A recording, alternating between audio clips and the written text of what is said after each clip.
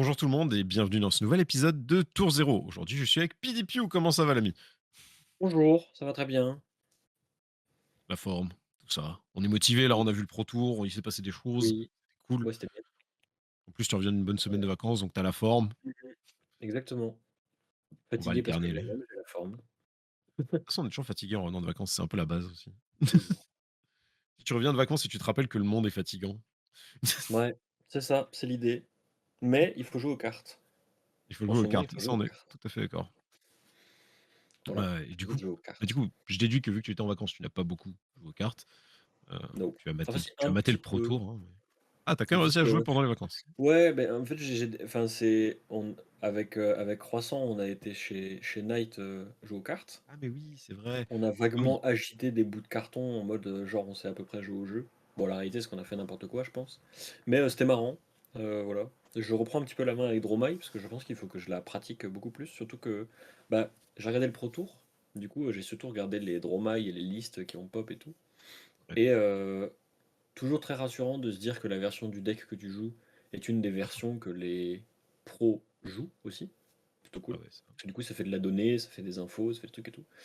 Et du coup, ça m'a conforté dans l'idée que j'avais très envie de continuer à jouer ce perso, surtout dans un monde où Lexi envoie les failles dans l'espace, et du coup, il n'y a plus de failles pour me casser la tête. Ça, j'aime Oui, bien. du coup, forcément, c'est mais c'est vrai qu'en plus, les listes, moi, je les ai trouvées super sympas, les listes qu'on a vues. Bon, on en parlera plus en détail après parce que c'est le Pro Tour et Oui. justement, c'est un peu un des sujets, mais je trouvais qu'il y avait des listes très sympas, de Dromai qui étaient sorties ce week-end. Mhm. Moi, de mon côté, j'ai toujours pas joué, je suis en train de collecter mes decks. C'est-à-dire que pour les Ah, gens mais qui tu ont écouté le rassembles tes dernier forces. épisode, je suis plus en train de rassembler mes forces, c'est ça, je me suis enfin acheté la Crown of Providence, les CNC, les E-Strike, parce que bon, avec Oldhim qui se rapproche lourdement du Living Legend, va falloir que je commence à songer à la transition. Mhm. Je me suis inscrit aux nationaux, enfin au Road to National, auquel je vais me faire laver, mais genre magistralement. Mais je suis inscrit comme ça, au moins je vais être obligé de jouer. Tu C'est sais une qu'en bonne vrai, chose. ça fait de l'XP. Je pense que ça suffira pas pour que tu sois qualifié à l'XP, Ah oui, mais non, pas ça du fait tout. de l'XP. Ah non, mais de toute façon, moi c'est juste pour jouer, hein. Je me suis inscrit pour jouer, pour Mhm. me dire au moins comme ça, j'aurais fait au moins une game avec mon Oldhim avant qu'il passe Living Legend, quoi. Il n'y a même pas de complication, même pas de réflexion plus profonde que ça, hein. C'est juste, je veux faire une compète avec Oldhim avant la Living Legend. Et voilà. Du coup, c'est à peu près ça. Et en effet, à part ça, j'ai regardé le Pro Tour parce que le Pro Tour, Ouais, c'était ce week-end et c'était cool. bah ouais.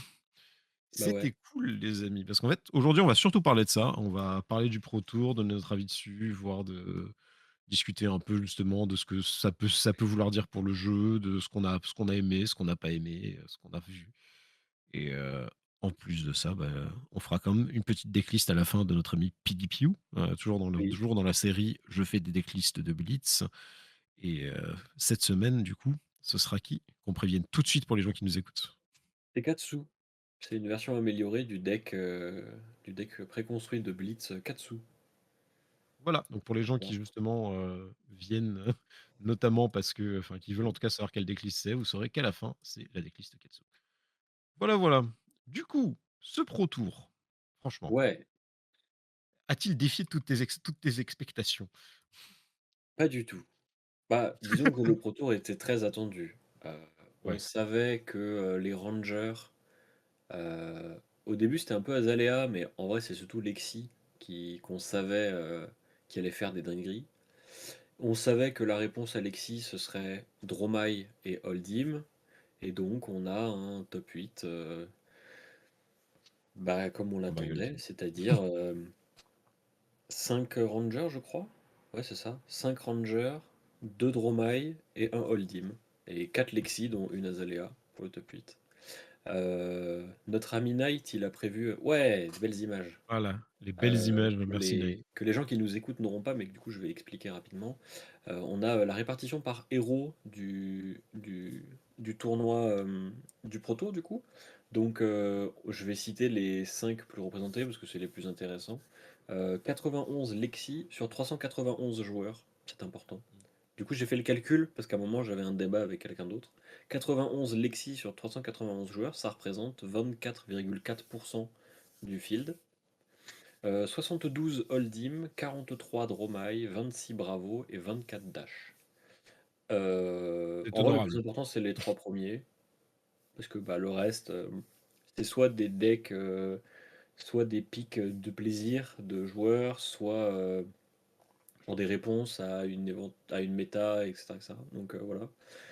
Euh, En vrai, la méta, genre, on s'attendait à ce qu'il y ait des rangers. Si on cumule tous les rangers, ça fait 111 rangers. Mais si on cumule tous les gardiens, ça fait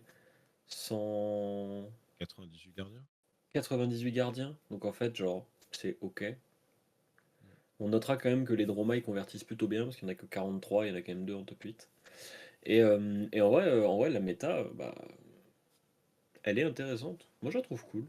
Je la Je trouve m'attendais à sympa. Bon, on a, peut-être voir plus d'Azalea, juste un petit peu plus, tu vois, genre plus que 20.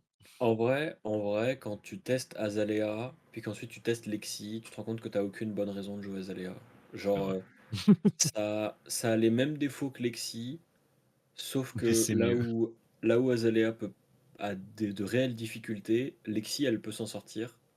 Et ce que j'appelle des réelles difficultés, c'est Oldhim et Dromai, qui sont vraiment genre tes épines dans le pied quand tu joues Azalea.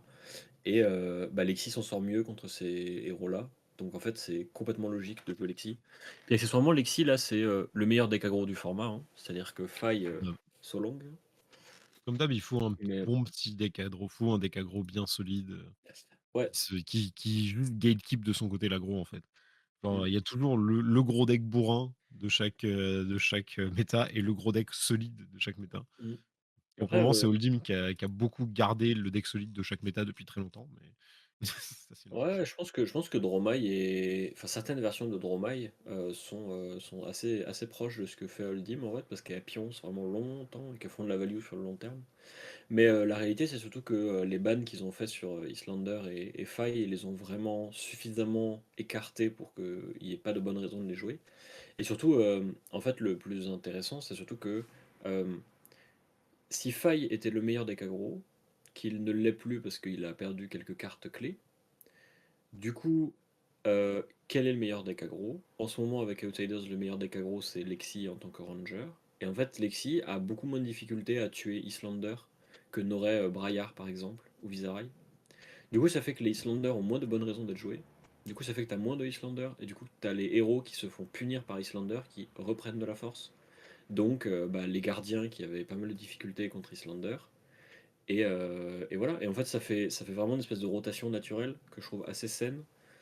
Euh, je pense sincèrement quand même que à l'issue de ce Pro Tour là, avec la banlist qui va tomber ce jeudi, parce qu'on enregistre mardi, Ce jeudi, tout à fait. ouais, il est fort probable qu'il y ait une carte de Ranger qui soit affectée. Et en vrai, ça m'amuserait de savoir qu'est-ce que tu penses qui va être banni ou suspendu. Je suis même pas, en vrai, moi, je suis même pas sûr qu'il y ait grand-chose qui bouge. Parce que... Si, moi, je pense qu'il va y avoir une carte dessus. Et en vrai, je trouverais ça stylé d'avoir pré-shot le truc. est-ce que... bon, c'est pas Codex, ce serait trop facile que tu dises que Non, c'est c'est pas Codex. Codex. C'est pas Codex. Allez, on est d'accord. Est-ce que c'est Premeditate? Pas du tout. Non. Premeditate, je l'ai joué partout. Je la vois jouer tout le temps et elle a l'air très cool comme carte. Mais Ouais, mais moi, je sais pas. c'est pas une carte clé. En fait, la carte C'est pas une carte de qui, à Ranger. mon avis, va être touchée, c'est une carte de Ranger. Et c'est Endless Arrow. Ah ouais? Parce que Endless Arrow, en fait, c'est la raison pour laquelle Lexi est surpuissante.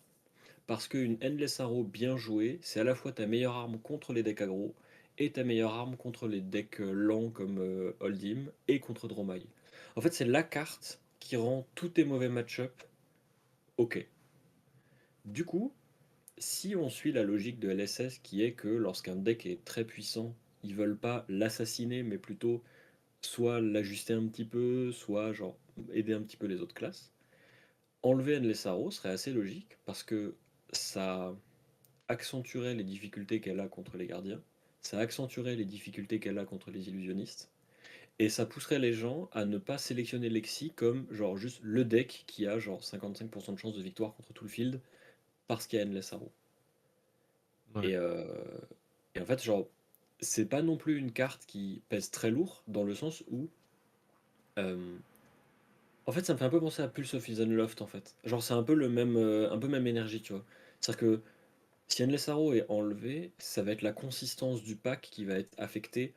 Du coup, ça va le fragiliser un petit peu, et du coup, ça va permettre aux autres decks de pouvoir y répondre plus facilement et je pense que c'est probablement ce qu'ils chercheront. Parce que s'ils estiment, comme moi et comme pas mal de gens, que la méta est bien telle qu'elle est, bah, c'est peut-être un changement qui aurait du sens sans trop tout secouer et tout. Ouais. Voilà. Ouais, parce que Ah ce mais que je note, j'ai des enfin, arguments, hein. ce que j'ai souvent noté chez LSS, c'est qu'en effet, leurs bans sont pas juste target comme on peut voir dans d'autres jeux. Et là, Ouais, je parle de jeux en général, pas forcément jeux de cartes. Il y a beaucoup de jeux où on va juste regarder qui a fait top 1, à la limite top 4, et faire on et va boum. viser ça. On va faire un gros boom sur ça. Et LSS, ils sont beaucoup plus capables, je trouve, en tout cas, ils ont montré ça ces derniers temps, d'anticiper les vrais dangers et de regarder plus largement dans le field, en fait. Et là, Du parce coup, que là, c'est si on le regarde. ouais, Vas-y. c'est le côté ouvert de leur, ban parce que ils ont banni quelques cartes chez Faille et Islander. On savait que les héros étaient plus injouables, mais juste, bah, factuellement, Islander et Faille, ils ont disparu de la méta, en fait. Enfin, ils ont pas disparu, mais genre, tu dois avoir de bonnes raisons, que ce soit des affinités personnelles ou, une envie particulière de jouer une version du héros pour justifier de jouer ces héros-là. Ce que je trouve plus sain, en fait, que juste dire: «Bah, c'est le meilleur deck». Voilà. Ouais, bah, c'est sûr. Et ça évite les méta chase, des choses comme ça. Mmh. Après, je pense que là, même s'ils voulaient regarder Oldhim, ce serait très compliqué de nerf Oldhim Hold'em, il a suffisamment. pas besoin d'être nerf, en fait, pour moi, Ouais, Hold'em, là, il est fair. Genre, c'est un deck contrôle qui a de bons outils, de bonnes armes, mais qui a aussi des faiblesses, énormes, en fait. Genre, vas-y, développe, parce que je pense qu'il y a des gens qui ne sont pas assez au courant dans les gens qui nous écoutent, parce que quand je vois bah, la haine que se prend Oldhim, genre, je pense que la plus grosse force d'Hold'em, c'est que les gens savent pas jouer contre. Moi, le premier, hein. Personnellement, je sais pas jouer ouais. contre Hold'em, je suis une merguez. Et d'ailleurs, j'ai hâte qu'il passe Living Legend pour ne jamais avoir à apprendre. Hem, c'est, en fait, c'est un héros qui est très, très dur parce qu'il pousse tous les decks dans leur dernier retranchement, parce que Hold'em ne gagne que quand il est dans ses derniers retranchements et en fait, bah, ça en fait un deck qui sera toujours fragile par rapport au plan que tu as, qui sera très sensible à la qualité du joueur qui pilote Hold'em, et qui fait que, en fait, si tu entames une partie contre Hold'em et que tu sais jouer ton plan macro, tu sais, de se dire genre, je sais où est-ce que je mets mes cartes, je sais pourquoi est-ce qu'elles sont dans le deck, je sais quel est mon plan de jeu en late game et tout et tout.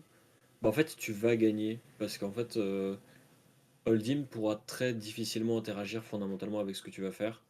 Bah, le meilleur exemple, c'est Kano, par exemple. Théoriquement, tu te dis, bah, genre, Kano peut pas gagner contre Hold'em parce que tu as des bleus partout, mais la réalité, c'est que le match-up, il est quasiment toujours entre les mains de Kano parce qu'en fait, tu juste à pitch stack et en fait, Hold'em te met pas assez la pression et en C'est fait, plus tu es Cano sûr de qui le perd tuer le avec ta match que pile. Oldhim qui est. C'est plus Cano qui Ouais, c'est gagne, ça, en qui perd fait. le match que Et en fait, Oldhim du coup, qui c'est bat, ouais. c'est plus un Kano qui maîtrise pas le pitch stack qui perd qu'un Hold'em qui a C'est ça. mieux joué que le Kano. Enfin, genre. Et du coup, c'est pour ça que je dis que Hold'em, c'est un héros qui est facile à battre, entre guillemets. Parce qu'en fait, il faut savoir jouer contre. Et du coup, c'est très amusant, c'est que je dis ça, mais moi-même, je sais pas jouer contre. Genre, tu me mets contre notre champion de France, Moms, et je suis une merguez, en fait. Genre, je fais n'importe quoi. Ouais, mais J'ai une évidemment. vague idée de ce qu'il faut faire, mais genre, au secours. Et c'est pour ça d'ailleurs que je suis pas serein en tournoi quand j'affronte des gardiens, parce que c'est les héros qui te poussent dans tes derniers retranchements, en fait. C'est eux qui montrent est-ce que tu t'es entraîné ou pas, en fait. Est-ce que tu as pratiqué? Est-ce que tu as testé le match-up? Est-ce que tu as un plan de jeu? Et voilà. Moi, je suis assez d'accord que Oldhim, je trouve qu'il a un spot OK en ce moment. Bon, on sait qu'il va passer le Living Legend de toute façon. La probabilité qu'il passe pas le Living Legend avant la fin de cette saison Bah, en vrai, international est quand même assez faible. Mais je sais pas, hein, parce que bon, il faut qu'il fasse genre je crois qu'il en 60 wins gagne sur 400 beaucoup. events. Il y a 400 roads. Ah ouais. Il y a 400 roads. Après, il y en a en draft, mais même si on va dire c'est un tir en draft, deux tirs en CC, 60 events à gagner, c'est Je sais qu'avec pas le à quel calling en point, plus. je sais pas à quel point. Moi, je m'attends pas à ce qu'il soit Living Legend avec les roads. De toute façon, moi je dis, au pire, il fait partie de ces héros qu'on, même si Living Legend, il a fait un bon chemin, quoi. Ouais, Il est là depuis c'est un longtemps. peu comme Braillard. Genre Braillard, elle Ouais, est à deux doigts d'être Living Legend et elle y arrive toujours pas. Genre, elle arrive toujours pas à gagner d'event et tout. Bon là, avec les roads, ça va peut-être s'accélérer un petit peu parce qu'elle doit en gagner quelques-uns suffisamment pour passer Living Legend. je crois que Mais c'est genre, 6. Je crois que si elle en gagne ouais, c'est 6, ça. elle Genre, fait elle les est à Living 6 Legend. events d'être Living Legend. Genre, il y arrive toujours pas. En fait, se casse la tête. Du coup, Viscera, il est un peu en apnée parce qu'on est en mode: Ma Rosetta», parce que dès que Ah oui, Briar c'est va vrai partir, il y aura plus de Rosetta. Ouais. Oui, Non, mais parce que quand moi, en Briar je va m'en partir, fous, Oldhim, je l'ai déjà pu mon marteau. Viserai, Viserai, so long, hein. Enfin, jusqu'à ce qu'il y ait une nouvelle arme avec Dusk Till Dawn, machin et tout. Bon, voilà. Oui, Donc, c'est ça, il y aura probablement quelque chose d'intéressant au moment de la prochaine extension, mmh mais c'est vrai que là, en fait, cette saison de je pense que là, du coup, au Pro Tour, il y a quand même eu il y a eu des trucs qui se sont définis. On a vu Dromai qui est arrivé beaucoup plus en nombre que enfin, plus en nombre que ce que moi j'imaginais, mais en vrai, c'était cool. Enfin, c'était cool que Dromai soit C'était meilleur héros attendu en vrai. donc ouais, c'est juste que moi-même, c'est pas un héros que j'attends particulièrement, mais en Mmh. vrai, je savais on allait l'avoir. Enfin, c'est logique. Après, les trucs s rien n'a été surprenant, en fait, vraiment dans le méta, Mais, mais, mais que vas-y. du beau jeu.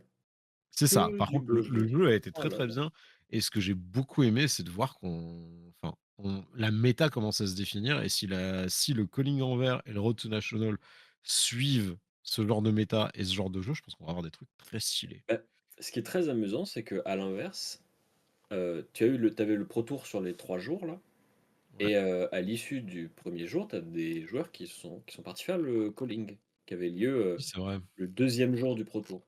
Et alors la méta du calling, complètement différente. Alors le top 8, en vrai, est beaucoup plus diversifié, parce que le top 8 Mmh. du calling, c'était, Dash, Oldhim, Lexi, Oldhim, Viserai, Azalea, Oldhim, Lexi. Bon, varié, c'est relatif, mais, Eh, Viserai. un peu, un peu, plus de Oldhim, un Viserai, une Azalea, une Dash, machin et tout. Et c'est Dash qui a gagné d'ailleurs. Mais surtout la représentation des joueurs était, enfin des héros sur le calling était complètement différente. Mmh. Hem, 900 joueurs, donc vraiment genre beaucoup, beaucoup de gens sur cet event. 133 Lexi, ce qui représente que 15 du field, donc c'est moins en fait.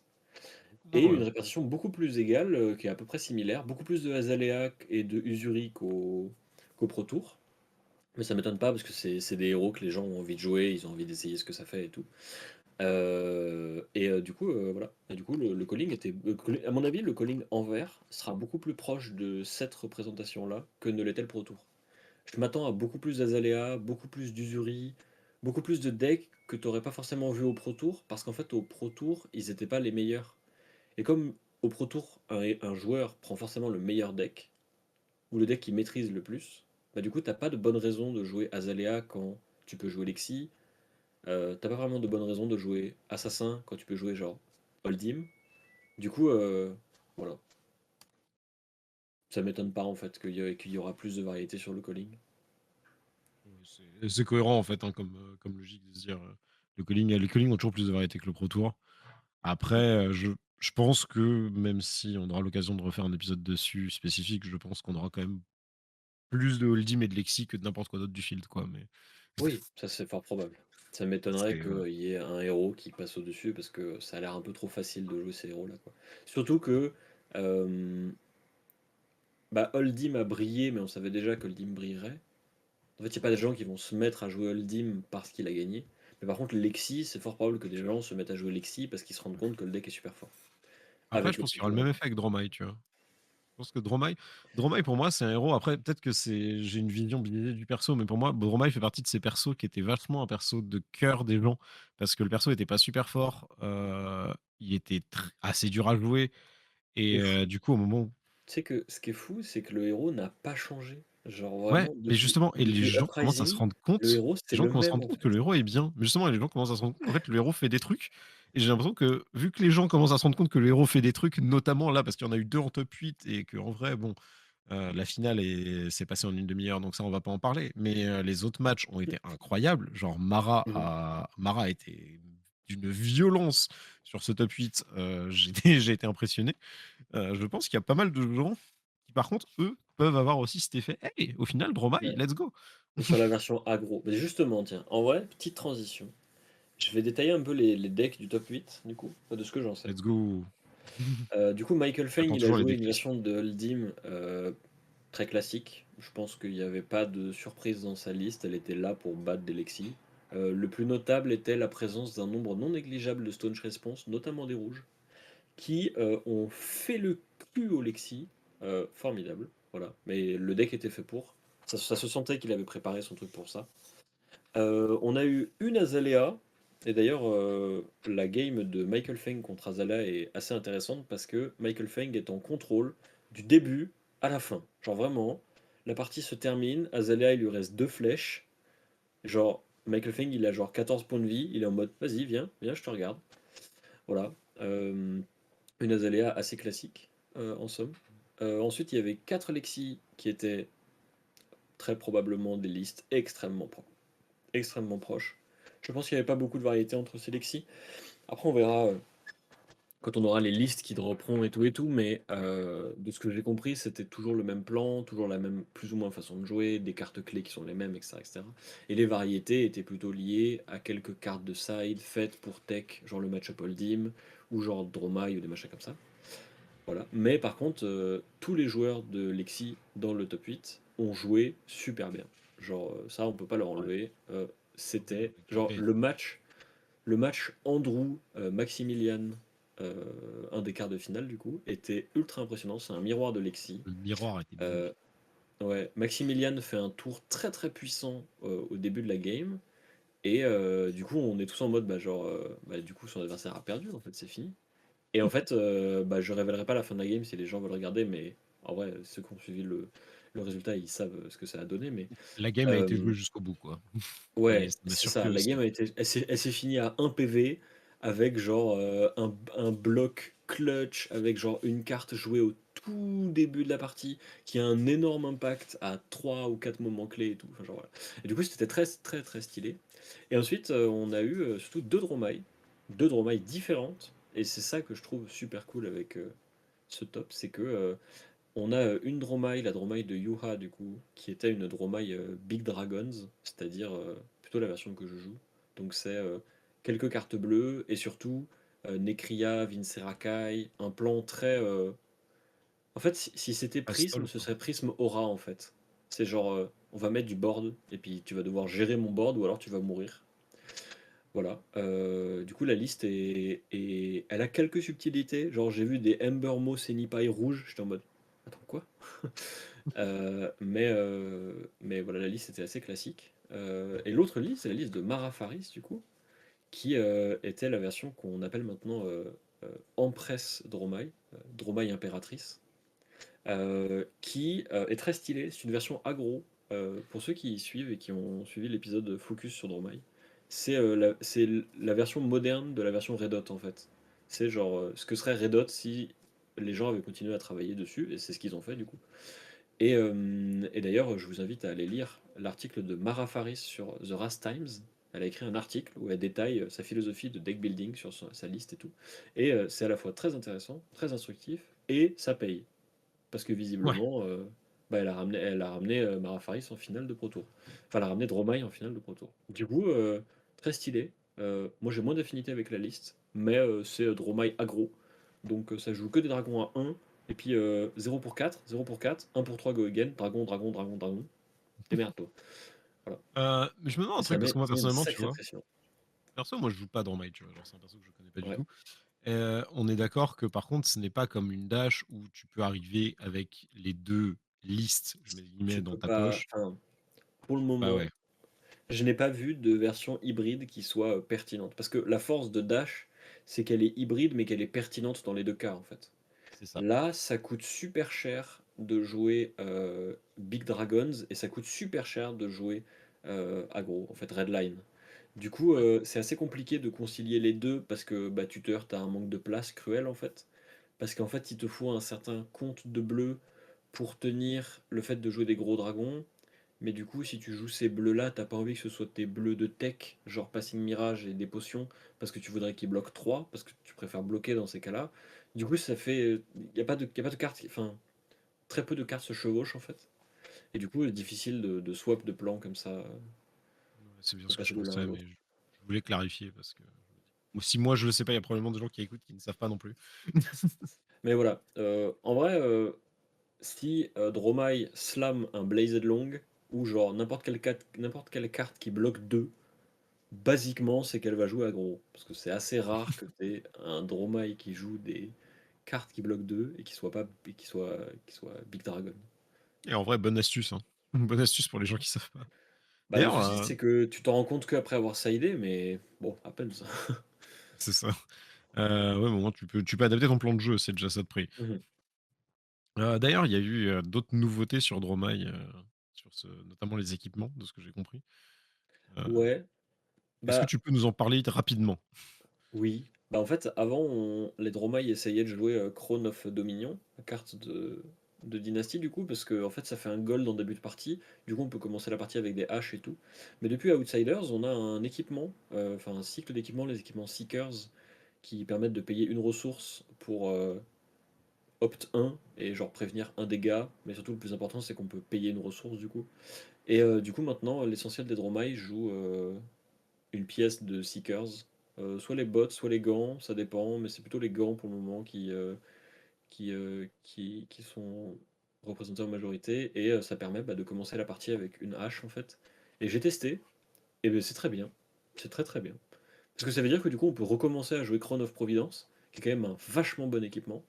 Ouais, Et il voilà. paraît. Et du coup, c'est-à-dire que l'équipement bloque mieux, tu peux commencer la partie avec une hache. Dans les cas où tu veux pas de hache, bah en fait, c'est pas très grave parce qu'en fait, tu aurais, quoi qu'il arrive, joué un autre équipement. Du coup, les gants, c'est très bien. Voilà. Et du coup, ça se Moi, passe j'aime comment? bien. C'est que tour 1, tu le burn pour avoir ta hache ou? Ah oui, oui, oui. Tu C'est commences ça, en ou fait, pas ouais. d'ailleurs, tu crames. C'est tour 1, tu fais une hache.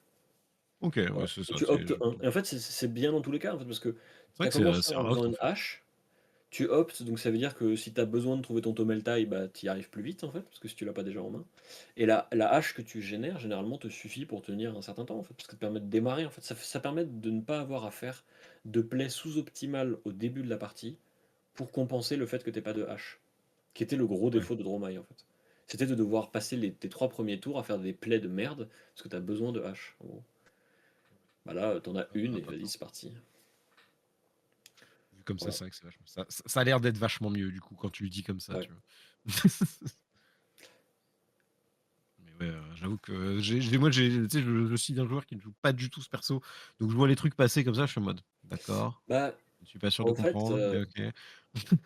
disons que Dromai, elle a un peu le même truc que Prism, c'est-à-dire que si tu ne sais pas comment le deck marche, tu auras énormément de mal à l'affronter. Du coup, Ouais, c'est un conseil que je donne à toutes les personnes qui voudraient battre Dromai, c'est de jouer savoir là. qu'est-ce que fait le deck en fait. Ouais, bah, ça Comment il marche, quelles sont les cartes clés, qu'est-ce qu'il faut, enfin, qu'est-ce qu'il faut attaquer, de quoi il faut s'inquiéter, etc., etc. Et oui, avoir parce un plan de que jeu contre Dromai, c'est très important parce que Dromai, elle arrive avec un plan de jeu dans tous les cas, parce qu'elle en a besoin. Et genre, Dromai qui a un plan de jeu et qui l'exécute, ça casse la tête. et je peux que conseiller aux gens de regarder justement les matchs de Michael Feng contre les Dromai, parce qu'en vrai, Oui, qui il a sont joué les très 2. intéressants. Il a Il a joué joué les les deux. 2. C'est censé être rappelons que Dromai est censé être un counter de Hold'em, hein, au départ, c'est pour ça qu'il est Alors, censé. Censé. c'est Théoriquement censé. c'est ultra dur en vrai. En fait, quand tu as 2 joueurs de ce niveau-là, Ouais. c'est genre, c'est une dinguerie. Et d'ailleurs, le match pour moi le plus C stylé et qu'il faudrait que je re-regarde, c'est le match Michael Feng Yuha du coup. Ouais. Parce que Yuha, du coup, joue la version de Dormai qui est censée battre Hold'em. Oui, c'est C'est ça Michael aussi, Feng ça qui a je viens d'en gagné, parler sur ça. mais ça s'est joué à rien. Déjà, la game est fait 1h58. Déjà, une game qui fait 2 heures, au secours. Et la game, c'est une dinguerie en fait. Du début à la Ouais, fin, la les game est deux joueurs, incroyable. c'est trop stylé en fait.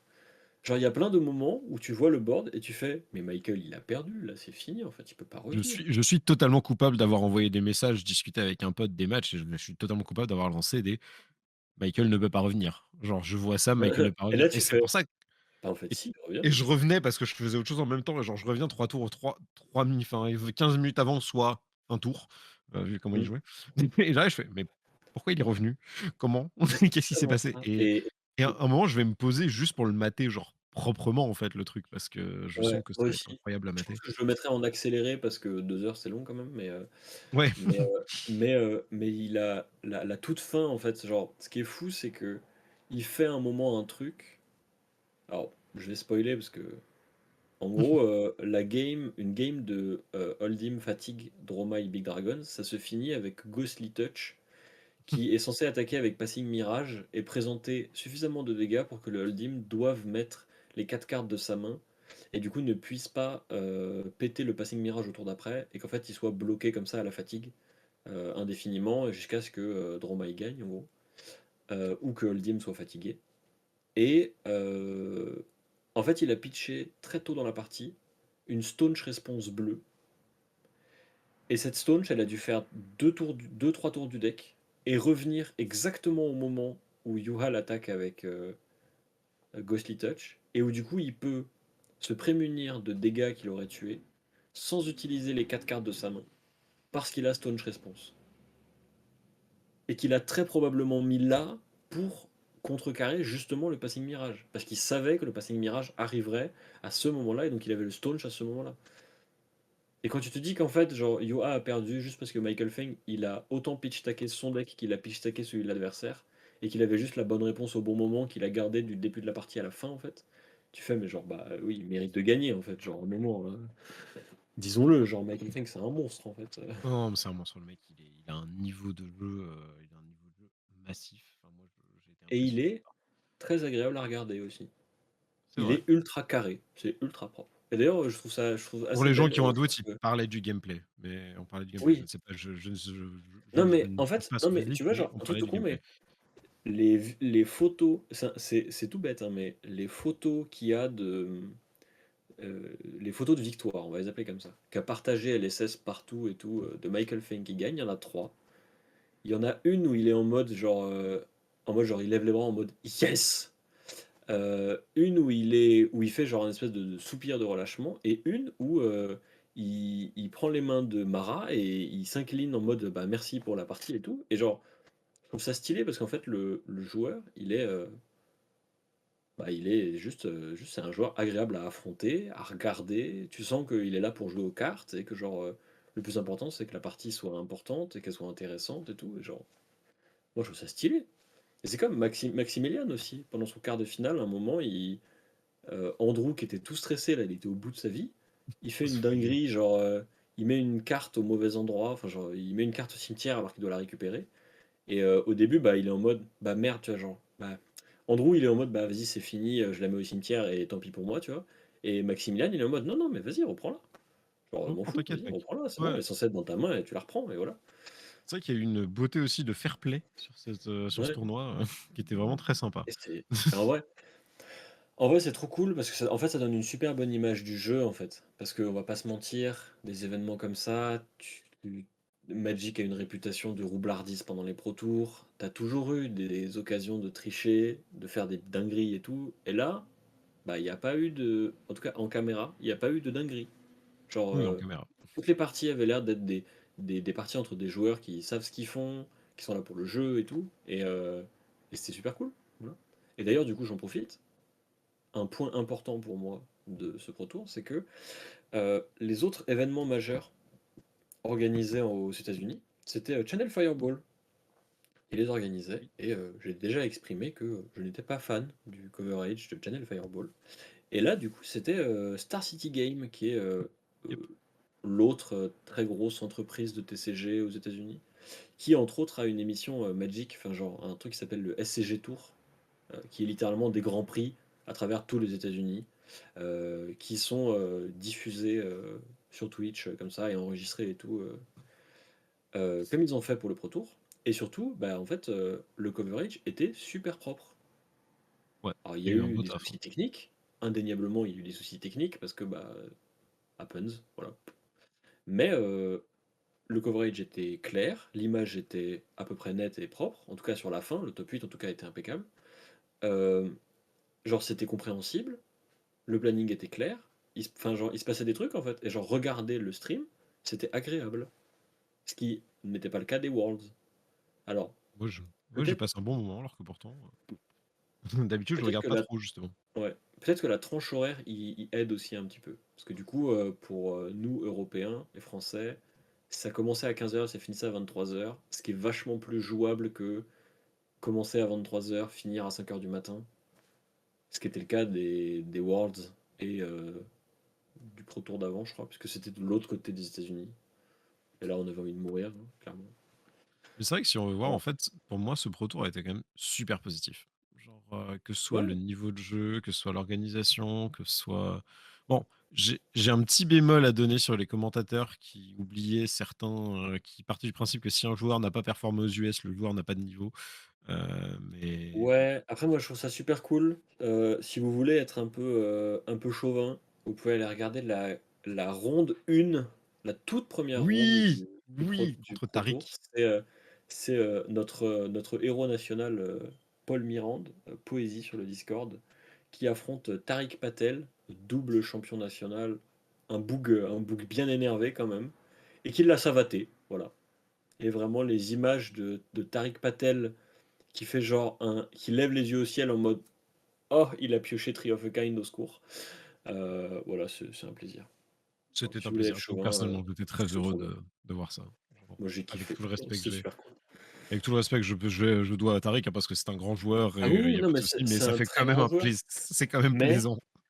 mais voilà, c'est quand même, ça fait du bien de se dire que le boug qui a battu Tariq Patel, je lui pète les genoux avec ma Dromai parce qu'il sait pas jouer contre. Tu vois. Et puis qu'en fait, il va juste apprendre à jouer Dromai contre Dromai, puis il va me laver le cul, et puis voilà, tu vois. Mais c'était cool. Ouais, non, mais voilà, mais je sais plus qui était le joueur ou justement, qui était un quart de finale, qui est arrivé en demi ou en quart à Lille, mais les gars, ils ont dit, un joueur qui n'est connu que pour les locaux et tout. Tu en mode: «Ah oui, Bah, en vrai, demi-finale à un il y a Pro des Tour, quand même». joueurs. Il y a des joueurs, tu vois, genre des joueurs de la team Poland, par exemple, bah, ils se déplacent beaucoup, mais ils sont difficiles à nommer précisément parce que Ouais, il y a un effet de groupe, parce que c'est toute la team. Des joueurs oui, oui, francophones complètement. comme Mohamed ou Paul, c'est pareil en fait. Du point de vue du commentateur américain, mais même du public de manière générale, bah, c'est des pélos, tu les as jamais vus en dehors de cet event, et bah, ils ont gagné leur place avec un tournoi local à 50 joueurs. Ouais. Et genre, ils déméritent pas moins que les autres joueurs. Mais ça m'étonne pas que les commentateurs soient en mode ah bah on le connaît pas, on sait pas Non, qui non. c'est, tu vois. Moi, je pense juste que c'est un point d'amélioration possible, genre juste, c'est d'avoir, et là, lui, c'est pas Déjà, qu'il s'occupe d'organiser ça, mais juste les mecs qui font top 8 dans les tournois récents, tu gardes une petite liste avec, enfin, dans les gros tournois, genre les ouais, Calling, les Pro Tours, les moi machins, et tu déjà, gardes ça, quoi. un truc que je trouve cool, c'est que Channel Fireball, ils ont tendance à ne montrer que des joueurs américains contre des joueurs américains. Ouais. Là, j'ai quand même eu l'impression qu'ils ont un petit peu plus diversifié. On a vu quand c'était pas genre le top 8 et tout, t'avais des joueurs qui étaient pas des joueurs américains qui affrontent des joueurs américains. Genre, il y a eu des joueurs C'était déjà plaisant. asiatiques. Euh, Mm. il y a eu bah, Paul, du coup, français. J'ai pas regardé toutes les rondes, mais je pense qu'il y a eu un petit peu de variété quand même. Que je trouve plutôt Non, cool. il y a eu plus de trucs que que ceux à qu'on a l'habitude. Moi, je pense En tout qu'il y a cas, eu un meilleur taf qui a été fait, hein. ouais. C'était Moi, ce qu'il positif. faut que je regarde, c'est s'il y a les replays entiers du Pro Tour, de Star City Game. Je pense qu'ils vont y être. Je sais pas quand, mais ils vont y être, je pense. Oh, j'espère, ce serait dommage qu'ils les mettent pas. Ah ouais, mais Faudra que je regarde ça. s'ils sont quand vous regardez, quand vous entendez notre épisode et que vous avez pas regardé les matchs, franchement, Ouais, au moins le top ouais, 8. c'est Genre, au moins bah, le top 8. le top 8 c'est très très propre. Genre, si vous devez regarder que ça et qu'on me dit si vous devez Mais regarder qu'un, je pense que Michael versus Iowa. ouais, je pense que ils sont pas sur, s'ils sont pas sur YouTube, ils seront probablement encore sur Twitch avec les replays. Je sais pas trop Bah, comment est-ce que tu peux souvent, c'est un récupérer, truc mais où ils vont se garder 2 ouais, c'est semaines ça. de Mais du coup, replay, sur Twitch et après ils les mettent sur YouTube. ça se regarde sur Twitch quoi, en attendant. Ouais. Ouais. Moi, je vous dis, c'était enfin, depuis que j'ai commencé Flesh and Blood, je pense que j'ai jamais vu un event où j'ai Mais été attends, aussi hypé par les plays en et plus, par le niveau de jeu. il y a un autre truc aussi. En parlant du coverage, Vas-y. LSS, ils ont fait un truc là sur le Pro Tour que Ah, j'aimerais qu'ils reproduisent à tous les events. C'est un truc qu'ils ont appelé le live blog.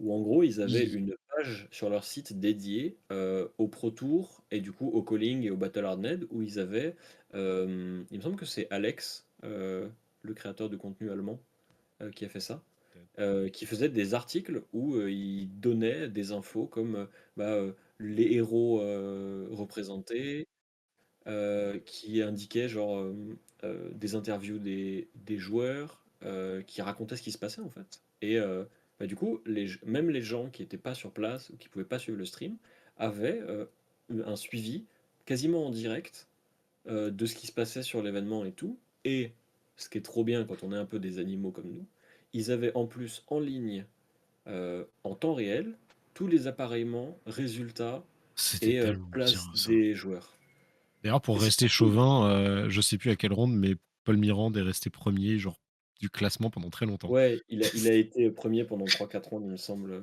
J'ai avant au de moins jusqu'à la descendre. ronde 4, il était premier. J'étais genre: Mmh. allez, cocorico bitches».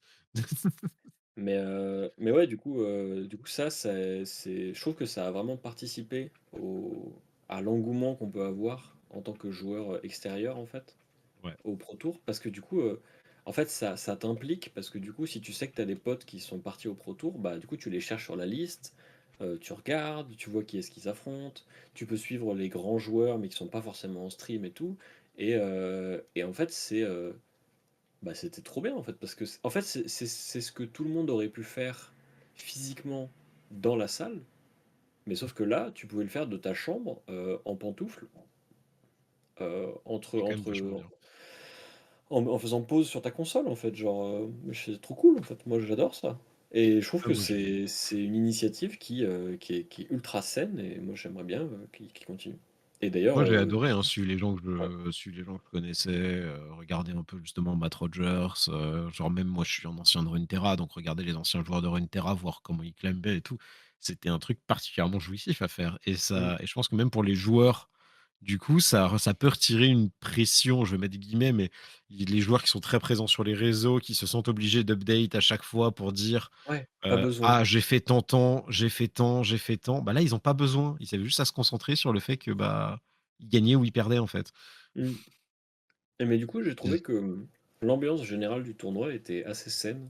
En ouais. tout cas, ce qui est arrivé à nos oreilles était assez saine.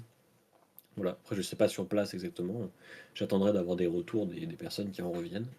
Mais, voilà. Heu, je trouve que, après les Worlds qui étaient, un peu décevants à mon goût, je trouve que là, ils se sont bien rattrapés sur l'event, le coverage, et tout.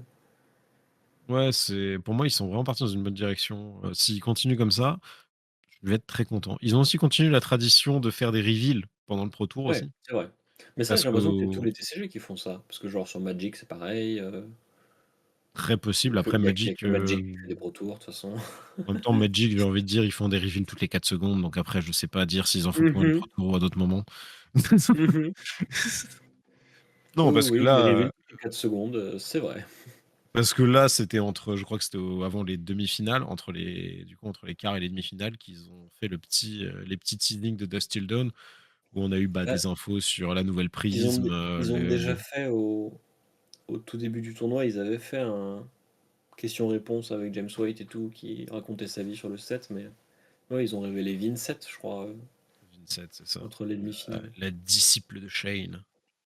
Ouais. Et on a eu le nouvel archange de la guerre aussi qui a été reveal et on a eu la confirmation qu'on allait bien avoir une prisme adulte, en plus de Mmh. la prisme qui avait déjà été révélée.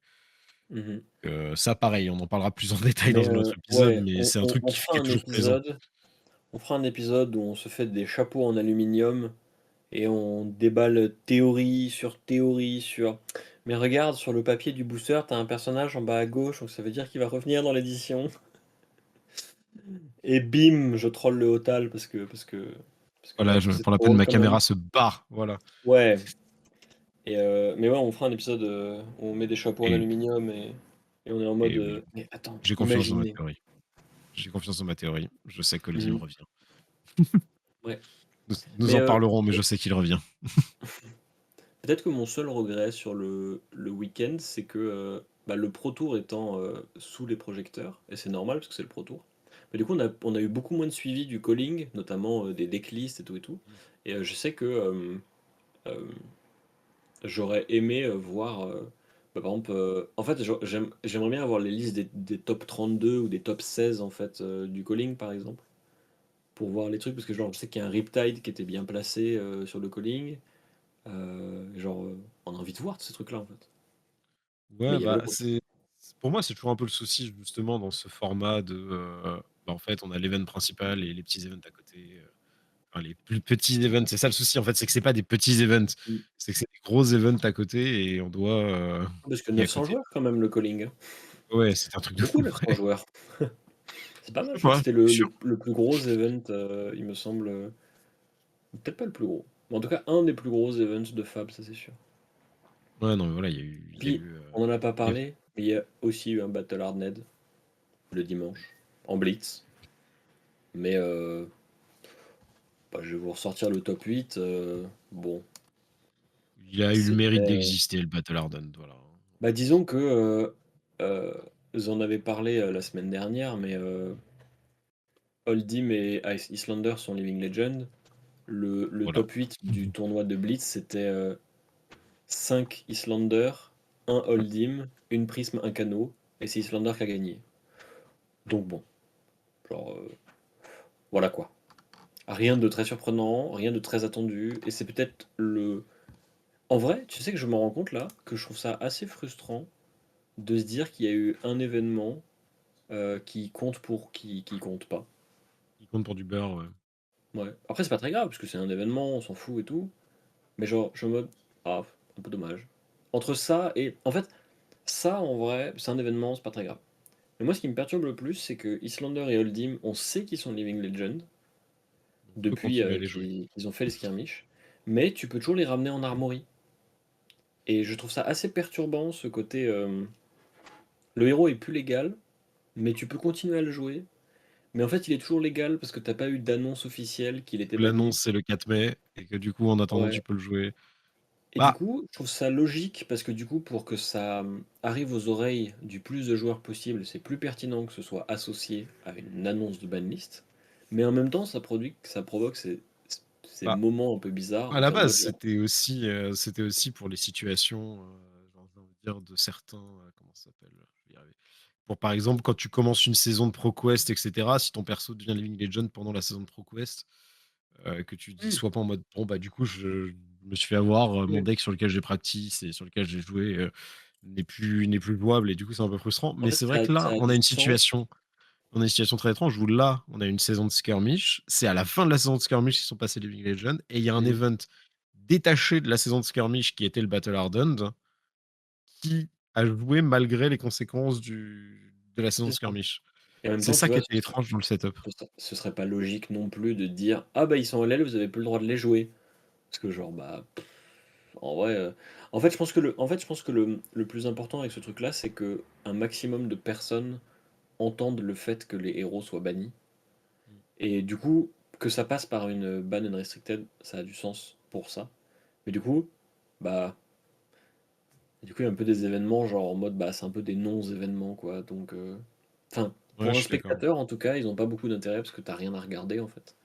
Bah, Parce que, après, bah, on dit ça parce que ça s'est passé comme ça. Il y aurait eu quelque chose qui a battu Oldhim et Icelander, on aurait été genre: «Oh, non. intéressant». Ah non, parce que du coup, Non, parce il qu'après aurait la méta probablement change. le tech pour battre Oldhim et Islander, et du coup, s'il n'y Ouais, a c'est plus vrai. Oldhim et Islander, est-ce que ce deck a de bonnes raisons de continuer à exister, en fait? Celui qui les aurait battus. Ouais, non, Et c'est d'ailleurs, vrai. la finale, c'était Islander Prism, et bah, c'est Islander qui gagne.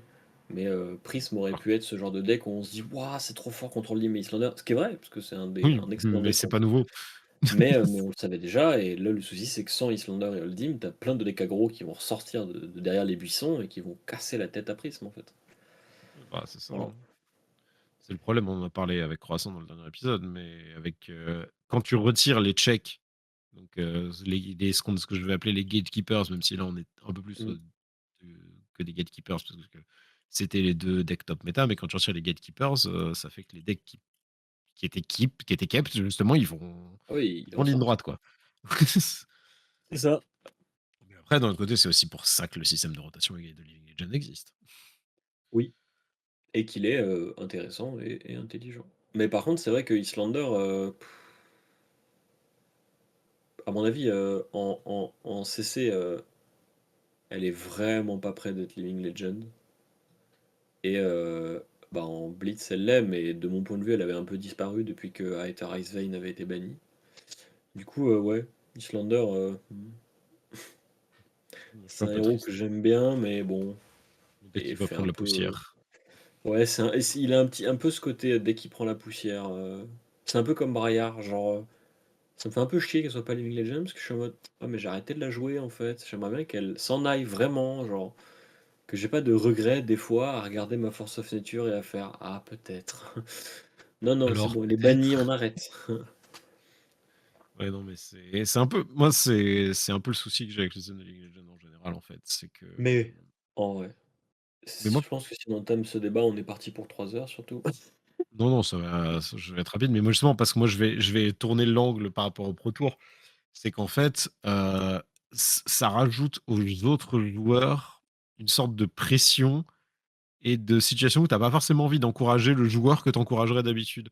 Moi, sur un des Discord où je suis avec des potes où on s'entraîne, il y a un joueur, maintenant 2 joueurs de Braillard, très acharnés, et ils ont passé tout le tournoi à dire: «Oh putain, faut pas que Braillard passe, Living Legend parce que sinon je sais pas ce que je vois en vert». Ils ont passé tout le tournoi à faire ça, quoi, et même moi, à la Mmh. fin du tournoi, quand je voyais Michael Feng, j'étais en mode: «Oh bah attends, Azalea, Dromai, bon, il y a un moment, il va perdre, donc c'est bon, je vais pouvoir jouer Uldim encore un peu de temps», et genre, j'avais le Mmh. côté du: «C'est bon, je vais pouvoir continuer à jouer Uldim», tu vois? Et là, je le vois perdre, je suis genre Je du crois coup, que j'ai envie de les calculs avaient été faits et ils pouvaient pas passer Living Legend, même en gagnant, oui, il Pro fallait Tour qu'il Calling.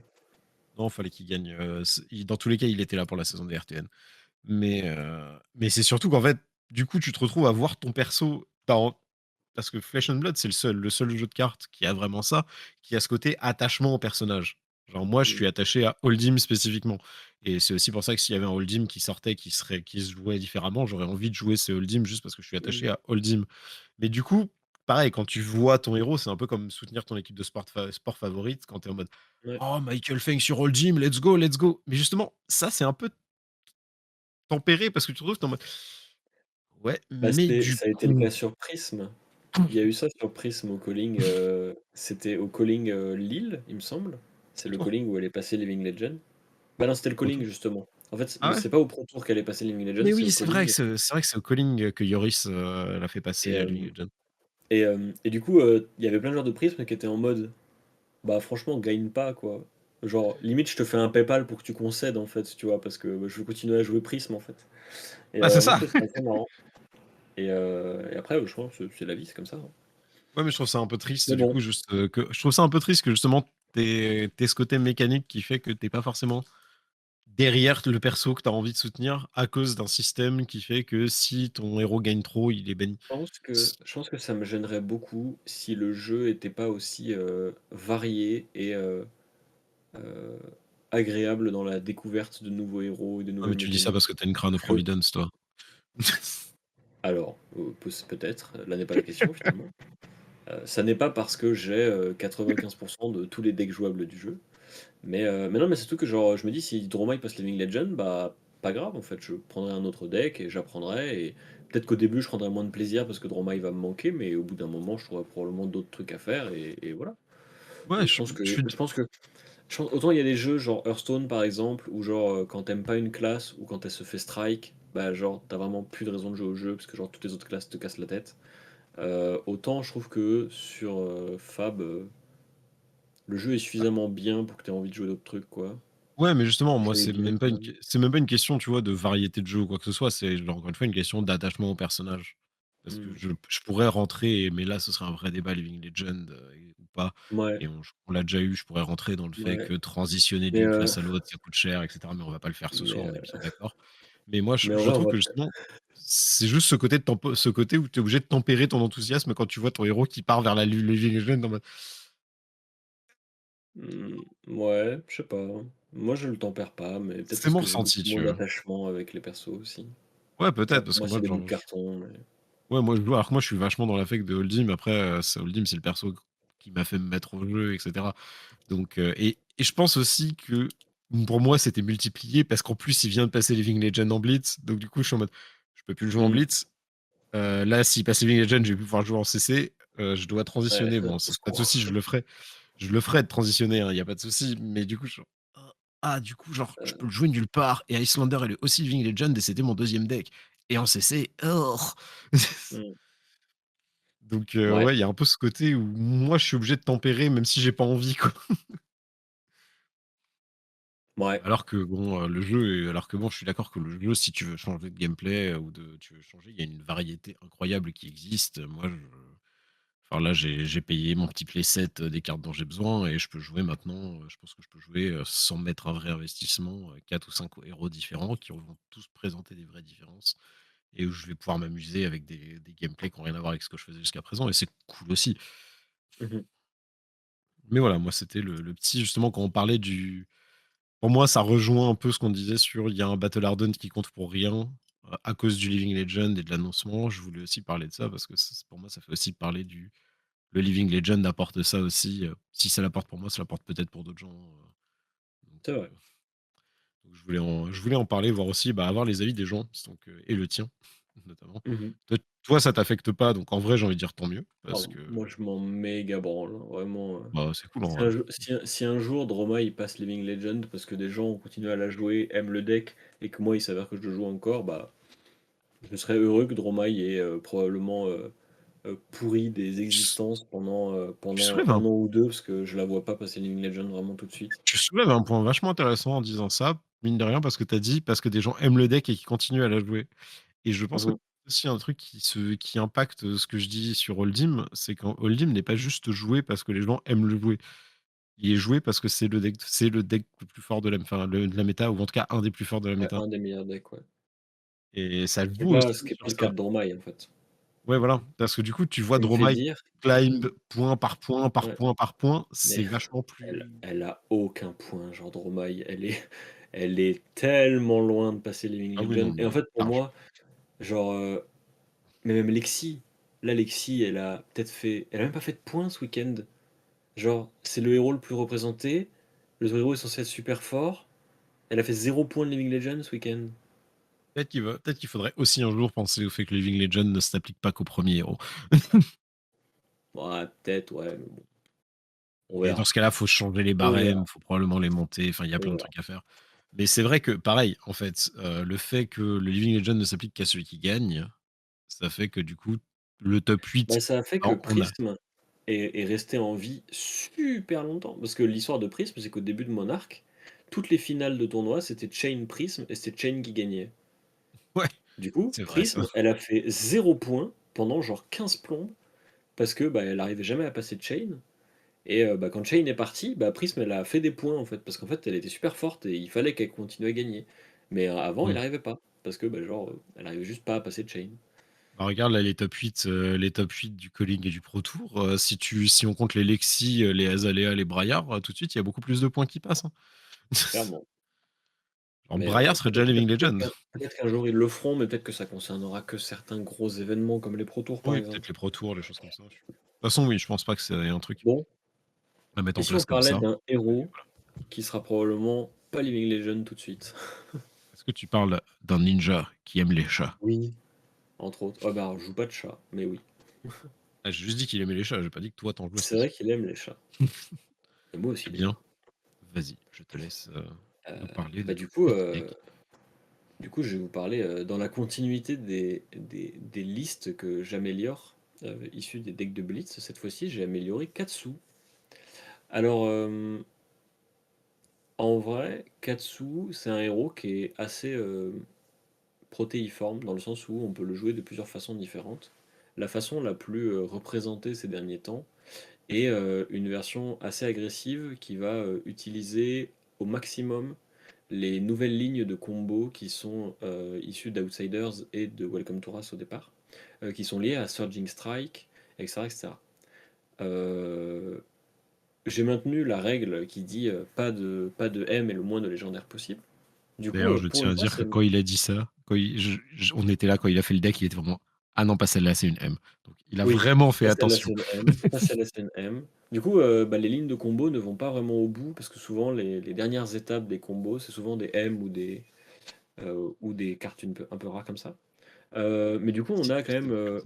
on a quand même l'armature du deck, c'est-à-dire le plus important. Il n'y a pas de légendaire parce que Katsu, en vrai, bah, c'est-à-dire que la légendaire qu'il lui faudrait, c'est Mask of Momentum. Et c'est vraiment cher, donc j'avais pas envie de l'inclure dans une version budget, parce que je trouve que c'est vraiment cher pour ce que c'est. C'est pas Depuis budget, quoi. toujours, je trouve que Mask of Momentum c'est trop cher pour ce que c'est. Mais oui, c'est pas budget du tout. Bon, ça fait partie des cartes qu'il faut acquérir si on veut jouer Ninja et surtout Katsu, mais en attendant, c'est pas nécessaire.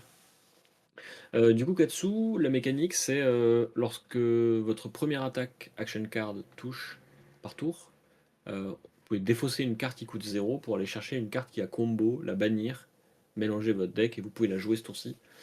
Et en fait, le plus intéressant, c'est que vous allez du coup avoir des starters qui vont représenter pour votre adversaire un grand danger et généralement le pousser à réagir, soit à trop bloquer, et dans ce cas-là vous pouvez le punir, soit vous pouvez jouer autour avec des lignes de combo où vous avez fait croire à votre adversaire que vous allez aller la chercher et en fait non. Voilà.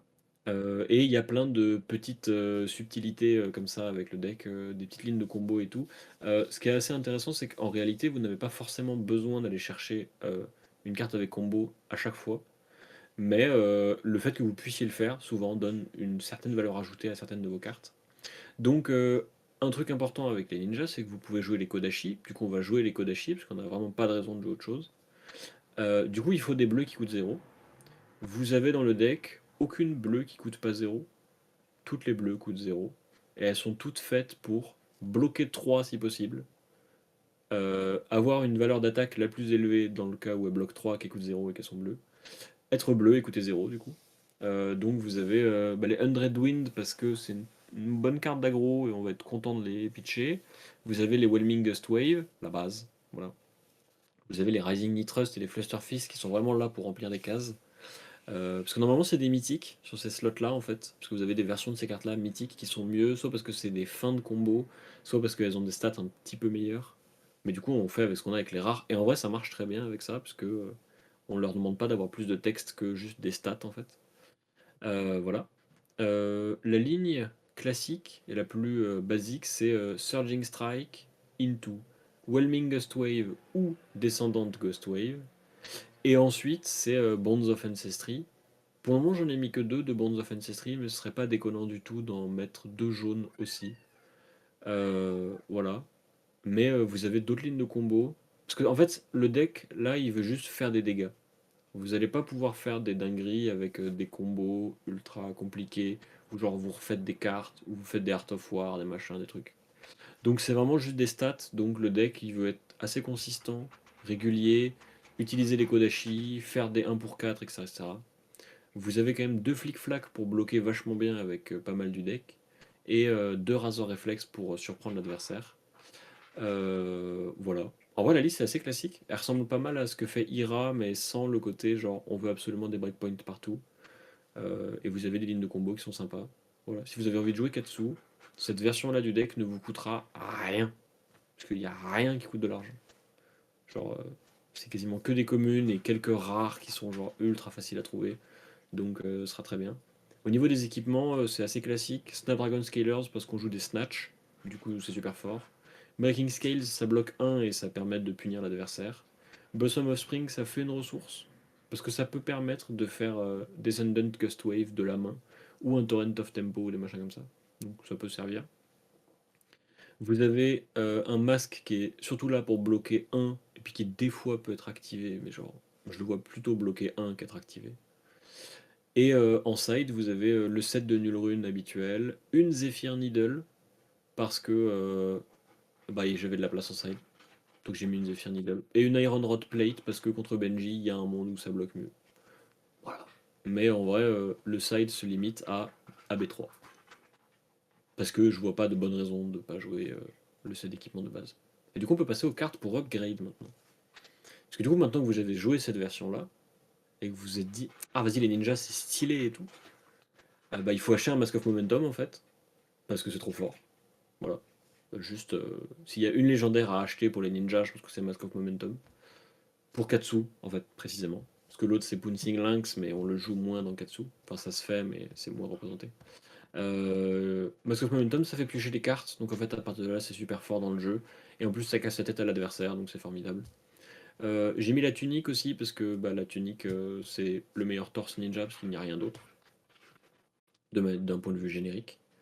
Et ensuite, vous avez toutes les M qu'on n'a pas mis dans le deck. À peu près. Donc vous avez Mugenshi Release et Lord of Wind, qui sont la ligne de combo originale avec Surging Strike. Vous avez Dishonor qui vient compléter la ligne avec Bonds of Ancestry. Vous avez Winds of Eternity qui a juste des bonnes stats, et puis qui des fois avec 100 Winds fait des trucs. Et ensuite vous avez la meilleure attaque-réaction du pack, c'est-à-dire Ancestral Empowerment, parce que ça donne +1 à une de vos attaques, et en plus on pioche une carte, c'est trop bien. Et ça bloque 3, c'est trop bien. Du coup, j'ai aussi mis Concealed Blade, qui est une nouvelle carte d'Outsiders, qui à mon avis est vraiment pas mal dans le deck, parce que elle permet bah, de faire comme Ancestral Empowerment, sauf que bah, en fait elle est bleue, qu'elle coûte 0 et qu'elle bloque 3. Donc en fait c'est bien. Genre c'est ce qu'on veut avec le deck, si on joue pas de flic-flac. Et ensuite vous avez quelques cartes que j'ai mis en x1 seulement dans la liste, parce que elles sont intéressantes, mais je les considère pas comme requises. C'est-à-dire Art of War, Eastray, Command and Conquer, et tous ces trucs-là. Voilà, qui sont intéressants mais pas nécessaires. Voilà. Et en side, au niveau des équipements, j'ai mis Blazen Yoroi, parce que dans le miroir de ninja, c'est mieux que Tunic. Breeze Rider Boots, parce que certains ninjas préfèrent jouer ça au-dessus de Snapdragon Scalers dans les cas où ils voudraient bloquer. Et Vembrace, parce que je pense que Vembrace est une des cartes qui permet de gagner le match-up Holdim, notamment, si Et du coup, vu vous que avez c'est un un jour la malchance de l'affronter. vu que c'est un deck Mais de blitz, ça va plus arriver des masses. ouais, mais ça, je réfléchis. Enfin, souvent, les cartes pour upgrade, je réfléchis pour le blitz, mais aussi pour le construire, en fait. Je suis d'accord. Et Parce Vembrace, c'est une que très bonne carte de CC, hein. Si Katsu intéresse en blitz, je me dis qu'il y a de bonnes raisons de vouloir l'essayer en construit. Et du coup, Vambrace, dans ces cas-là, est intéressante. Ouais, bah, Voilà. d'ailleurs, petite anecdote sur Vembrace, hein, c'est ce qui a fait gagner un Mirror de Hold'em au Battle Harden de Richmond avant le Pro Tour. Ah bon? Euh, oui, oui, c'était Pat Eshki. Désolé si je maltraite le nom, mais je crois que c'était Pat Eshki contre, j'ai oublié le nom de deuxième. En gros, c'était Hold'em Fatih versus Hold'em Midrange. Et en fait, Ouais. le Hold'em Midrange a joué les Vembrace et c'était incroyable dans le miroir, en fait. Ah ouais, ça me donne pas. Bah ouais, parce qu'il devait Ah, avoir des ressources qui traînaient et juste il disait bah ta crown ne marche plus et Et ça je l'envoie. sais que les casters ont fait le compte et à la fin, ça a fait un truc genre 8 PV ou entre 6 et 8 Ouais. PV.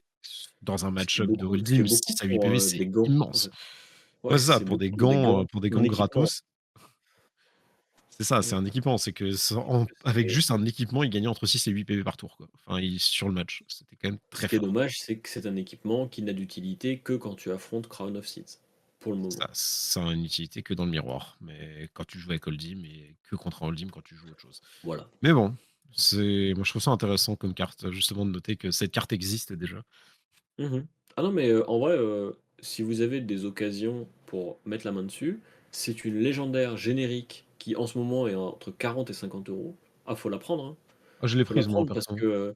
parce que si à un moment elle monte à 100 € parce que tu as des gens qui commencent à la jouer et qu'elle devient méta, vous vous mordrez les doigts de ne pas les avoir achetés quand c'était 30 € et que, tout le monde en lâchait une, sur le marché parce que tout le monde en a une et qu'on s'en fout, heu, vous regretterez. Voilà, et je vous l'aurais dit et Ah, moi, je sais que je me suis on pas pourra privé, clipper hein. ça là. Je me suis pas Ouais, privé, en moi aussi. fait, Je l'ai je l'ai, récupéré très vite, dès le début, et je pense que c'est pas ce sera jamais un mauvais investissement, je pense, parce que, non, clairement. encore une fois, LSS sont très, très bons pour anticiper ce qu'ils font aussi, et c'est un truc qu'il Ouais. faut pas oublier, et si cette carte existe, c'est qu'ils ont anticipé qu'il y avait une raison pour qu'elle existe. Que ce soit maintenant ou Probablement. plus tard, Accessoirement, il y a une raison. si dans la prochaine édition, il y a, des des permanents de prismes qui ont ward, la ward, Il y en c'est a une déjà. prévention de dégâts.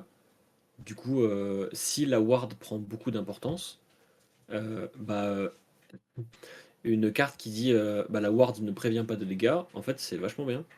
Parce que mais là, peut-être que Croissant pourra préciser ce truc-là. Je sais pas si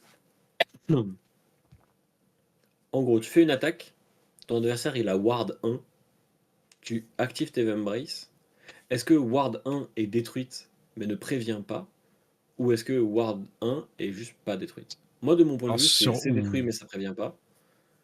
sur Et du Ward coup, c'est 1, je sais formidable. pas. Sur Ward 1, je sais pas, mais je sais qu'il y avait eu la question sur les Spectral Shield, les Spectral Shield sautaient tous. Ouais, ça m'étonnerait pas. Ouais. Et du coup, ce qui est trop bien, c'est que si c'est le cas, ça veut dire que tu pourras trigger des wards Mmh. sans qu'ils défendent de points. Bon, ouais, Et ça, du coup, en tout c'est cas, cool. c'est ça qui défendent intégralement, quoi, et ça, c'est vachement bien. C'est ça. Je pense que Voilà. ça va Mais être du coup, je pense que ça va être une bonne carte. oui, j'ai présenté mon Katsu. Yes, bah, merci à toi, ça va être sympa. Mhm. Je me demande en vrai, hein, j'attends quand même le jour où on fera un truc où genre on demandera aux gens: «Bon alors?» vous avez testé les decks? Oui, non et genre je veux un retour sur tous les decks qu'on a fait une fois que tu as Mais, je sais présenté. que je suis pas très, je regarde pas vraiment, parce que je suis un mauvais élève, les commentaires et tout, mais, je sais qu'il y a des fois des gens qui me disent qu'ils ont essayé ou qu'ils ont des retours à faire et tout. Mais, la Oui, réalité aussi, c'est que quand on sort l'épisode, je m'attends pas à ce que les gens testent le deck dans la semaine et fassent un retour direct. Parce bah, qu'en ouais, fait, c'est évidemment. après l'avoir écouté, qu'ils essaient le deck parce qu'ils ont l'occasion et qu'ils ont des retours à faire et cetera. Donc en fait, ça m'étonne pas que les gens fassent pas de retour sur les vidéos en soi. Mais c'est Non, plutôt non, non, si un clairement. jour ça me ferait plaisir que dans la vraie vie, un joueur me dise: «Bah, voilà, j'ai commencé Fab, en écoutant votre podcast, du coup j'ai pris un des decks, je l'ai amélioré et bah, maintenant c'est le héros que je joue» ou genre ça m'a permis de faire autre chose et là je serais en mode: «Bah, ma mission est accomplie, je retourne sur ma planète, so long». Voilà. Bah, moi, je sais que justement, si j'ai des potes, qui veulent se mettre au jeu, moi, je sais très bien que je vais leur dire: «Bon alors du coup, c'est quoi qui t'intéresse?» «Bon allez, vas-y, on va te prendre des decklists de PDPU», surtout les C'est nouvelles, ça. justement, Mmh. celles qui sont des upgrades de decks de Blitz, c'est quand même un peu l'idéal pour Ouais. commencer, quoi. Genre, Mmh mh. je pense que tout le monde peut les faire avec un investissement minimum et il y a même un monde où, genre, si vous êtes, quelqu'un qui a envie de vraiment développer votre communauté locale et cetera, vous pouvez juste, avec un Mmh. petit investissement financier, du coup, prendre les decks de base que tu conseilles Ouais et juste et les prêter aux gens les et mixer un faire des peu et les prêter, ouais, bien sûr. c'est ça, faire des démos, faire des choses comme ça, dans la commu locale, c'est comme ça qu'on ramène des gens, c'est en prêtant des decks et en faisant des démos. Mmh mh. Moi, je vois que c'est comme ça que j'ai commencé à ramener, j'ai ramené certains joueurs sur la de la commu parisienne qui jouaient à Magic, et qui m'ont vu jouer à Fab et du coup, je leur ai prêté mon deck, je dis: «Allez, vas-y, teste» et des trucs comme ça, Mmh. donc je pense que ce genre de deck, c'est exactement le bon schéma justement pour ce genre d'initiation, de gens qui connaissent pas. Ouais, je suis d'accord. Donc n'hésitez pas les gens, Voilà les nobles auditeurs et et même, auditrices. même à nous faire des retours sur, Ouais, des decks que vous aimeriez, voir peut-être présenter et tout.